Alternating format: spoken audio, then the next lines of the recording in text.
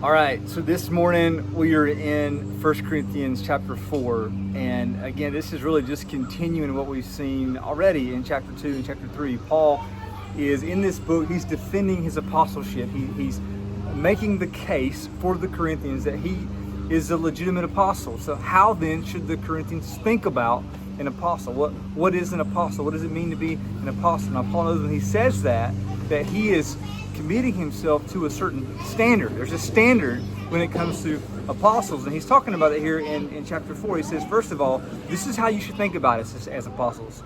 Think about us as servants of Christ, stewards of the mysteries of God. And again, that's the standard.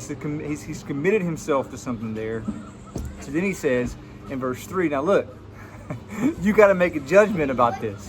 You got to make a judgment about whether or not I'm found trustworthy. And then, hey buddy, hold on a second. John Owen, hold on. I'm gonna keep going here. They got to make an assessment about him being trustworthy, and that's what he talks about. This is really important. It's helpful for us. He says in verse 3, it's a small thing for me how you would judge me.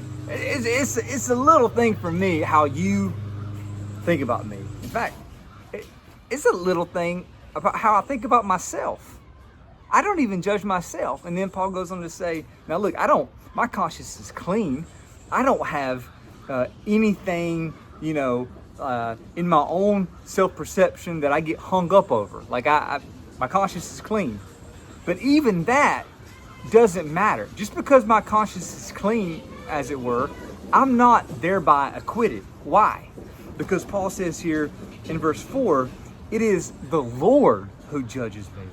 So he's saying basically, Corinthians, I don't care what you think about me. I don't even care what I think about myself. What matters is what the Lord thinks. It's what Jesus thinks about me. And Jesus, what he thinks matters, and what he thinks will be made known. And here again, Paul talks about future judgment. He talks about the return of Jesus, this day of the Lord, when Jesus will come and bring to light the things now hidden in darkness, when he will disclose the purposes of the heart. This is what this means. Doesn't matter, Corinthians, what you think, doesn't even matter what I think. What matters is what Jesus thinks, and Jesus sees everything. Jesus sees it all, and what he thinks matters the most. That's what Paul is saying here in 1 Corinthians 4. And he goes on, and rhetorically it gets very interesting, a little bit funny what Paul is doing. And then he ends here with this beautiful picture of discipleship, of him being a father to the Corinthians, and him saying as a father to them, hey, imitate me.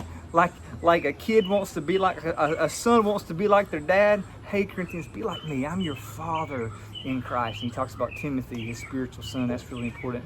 But I want to just focus on that part of what Paul is saying here about the judgment of Jesus mattering most. This is something that I like to say. I say it often. All throughout the week, I try to come back to this truth when things are going on, and maybe criticism, maybe things are tough. It's just this question. Jesus, you who see it all, what do you think? That's what I care about. Jesus, you see everything. You know my heart. You know the purposes of the heart, and one day you're going to disclose it.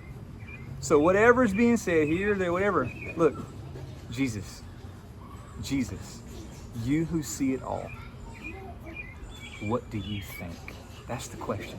And I want to encourage you, whatever you're going through, when you're in challenging times, that's the question to ask. That's the question to ask. Jesus, you who see it all, what do you think? That's what matters most.